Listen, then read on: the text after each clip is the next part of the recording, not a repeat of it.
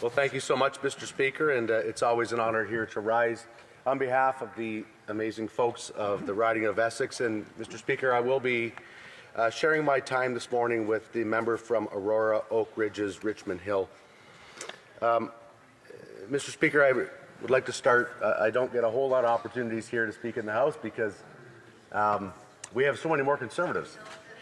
But every time that I do get a chance to speak, I always want to give all praise and honor and glory to our Lord and Savior. Mr. Speaker, I would like to begin by expressing my sincere gratitude to the dedicated men and women of the Canada Border Services Agency. These officers are the front line of our national security. Their work is demanding, and their commitment is unwavering. For all they do, they deserve clear policies, proper resources, and respect, not vague directives and unchecked government powers. As a Member of Parliament for Essex, I represent a riding that sits at the heart of one of Canada's most vital economic corridors, the Detroit-Windsor border. In Essex, we understand the importance of secure borders. We live it every day. We also understand the opportunities that come with living next to the border and the challenges. That's why I stand today to speak on Bill C-12. This legislation claims to enhance border enforcement and streamline immigration processes. But as someone who represents a border community, I must ask, does this bill truly serve the interests of Canadians, especially those of us living at the border? In its current form, the answer is no. Conservatives have long called for improvements to border security and our broken immigration system. Bill C-12 may be a starting point, but it requires significant amendments. It must include clearer definitions of ministerial powers and ensure that exporters are not burdened with added compliance costs. We know that economic prosperity and responsible immigration go hand in hand. When one system fails, the other suffers.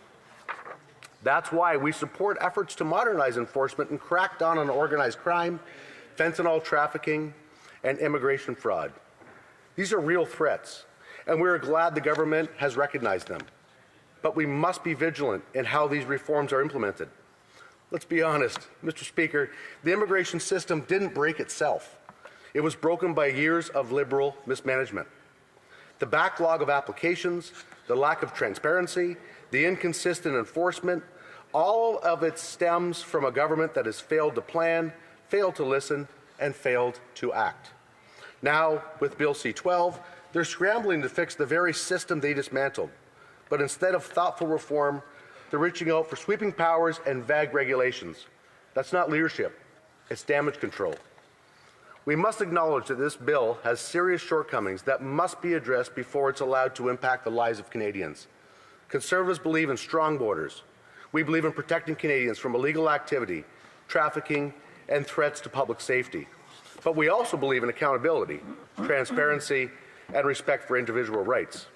My office regularly hears from constituents about the real-world impacts of federal decisions, delays at the Ambassador Bridge, astronomical fees on exports, and frustration with immigration and enforcement. But Bill C-12 grants sweeping new powers to the government that will only add to these frustrations with limited parliamentary oversight. That should concern every Canadian, especially those of us in border communities. Mr. Speaker, it is deeply ironic that the Liberals show little concern for violent repeat offenders who remain in Canada after receiving lighter sentences than their crimes deserved. Yet, they seek the power to cancel or suspend valid visas of permanent residents who have followed due process and contribute meaningfully to our country. The bill also fails to outline how new regulations will be enforced. This raises a troubling question. Is this legislation simply a way for the government to claim it's fixing the immigration system is broke without taking real action? Conservatives believe in responsible immigration, one that prioritizes economic needs and family reunification. We support measures that streamline processing, reduce backlogs, and help newcomers integrate successfully. But we oppose policies that puts power in the hands of ministers without proper oversight. Furthermore, Bill C-12 contains provisions that could unintentionally harm Canadian exporters. There are implications of increased processing times, additional expenses, and vague inspection requirements that could disrupt trade and burden businesses. Mr. Speaker, the people of Essex and all Canadians cannot afford to suffer the consequences of Liberal missteps, and this bill would impose further financial responsibilities on exporters by requiring them to upgrade their facilities to comply with the new CBSA inspection regulations. That is an unfair and unnecessary burden, especially during a time of financial uncertainty, when every dollar matters, both for the businesses and individual Canadians, especially when considering the Statistics Canada Q3 report for this year, which found that following tariff announcements, exports to the U.S. dropped 15.7% and imports fell 10.8%. This clearly shows that businesses are facing mounting costs, increased input prices, and uncertainty due to shifting border policies. We cannot add to the pressures faced by Canadian businesses with more unclear border directives. Consider our greenhouse growers, who rely on timely border crossings to deliver fresh produce to markets in Michigan and Ohio. Any delay, whether due to increased inspections, unclear regulations, or bureaucratic bottlenecks, can mean lost revenue, spoiled goods, and broken contracts. Our take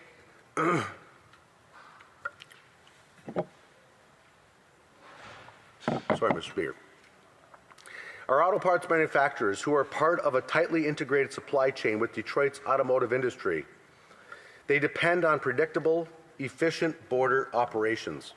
More frequent inspections could slow down export processing across all sectors, not just for the high-risk goods this bill aims to target. The new requirements for inspection facilities and association delays could also increase warehousing costs, with the greatest impact falling on small and medium-sized exporters.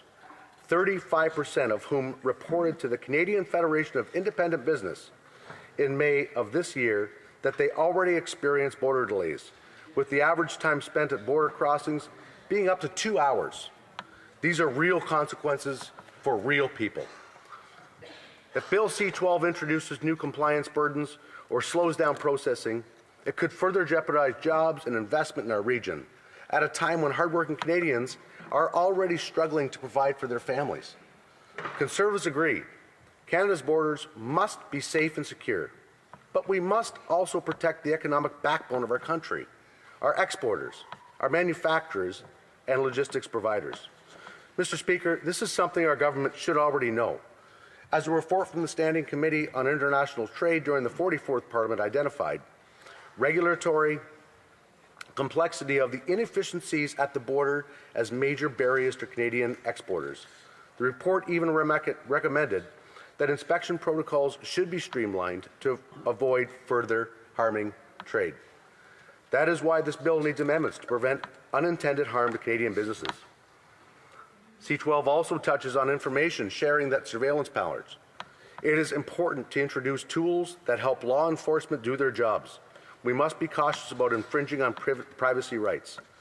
Canadians deserve to know how their data is being used, who has it, and what safeguards are in place. Transparency must be a cornerstone of any security policy. Mr. Speaker, Conservatives have a clear vision for border security and immigration. We support investing in border infrastructure to reduce wait times and improve efficiency. We advocate for strong partnerships with our U.S. counterparts, especially in regions like Windsor, Detroit, where cooperation is essential. We believe in empowering local law enforcement and border officers with the tools and training that they need, not just more paperwork.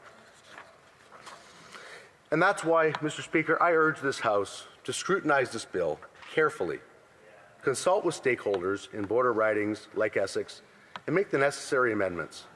Let's hear from our farmers, our truckers, our customs officers, and our local mayors to ensure this legislation reflects the realities on the ground, not just the theories in Ottawa. Thank you. Questions and comments? Questions et commentaires. The Government Deputy House Leader.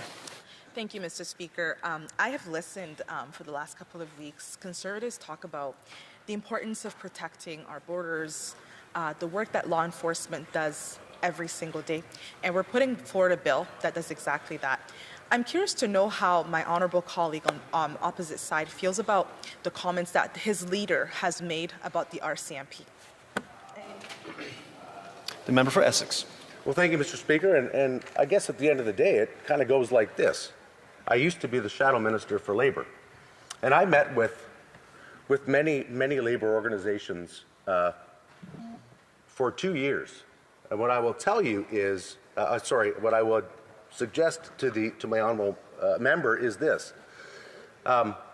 They need the RCMP, CBSA, they need a whole bunch of funding, they need a whole bunch of support and help, and they are very, very upset, very confused, and need direction, and that's got to come from the government.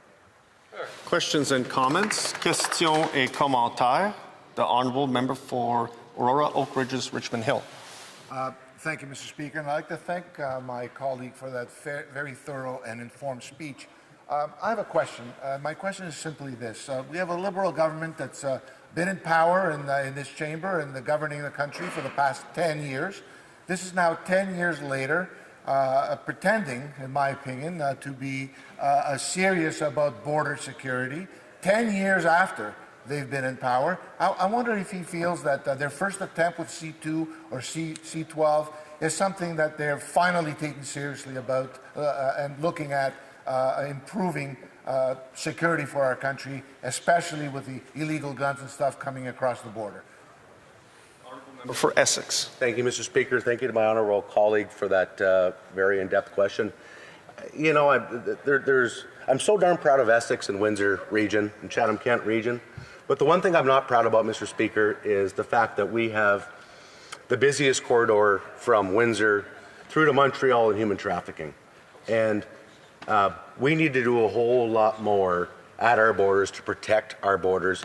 That's not even talking about handgun, Mr. Speaker, which, quite frankly, is the reason that we have so much crime in Canada. It's not the legal firearm owners, it's the illegal guns that are smuggled across. So I really thank him for the question, but at the end of the day, Mr. Speaker, it's the lack of direction from the Liberal government after 10 years.